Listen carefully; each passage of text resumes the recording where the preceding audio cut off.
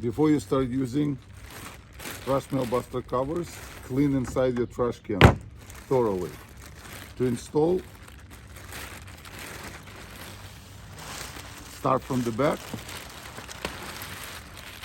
and you're done. Make sure that the arrow pointing to the front of the trash can. To remove it, start with one corner, easy, and the other corner.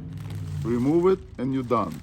If you find the covers a little too small, too tight, you simply stretch the elastic rubber band a little bit, gently, and it will stretch and allow to cover bigger space.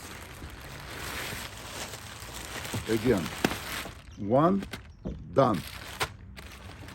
1, 2, done. Thank you.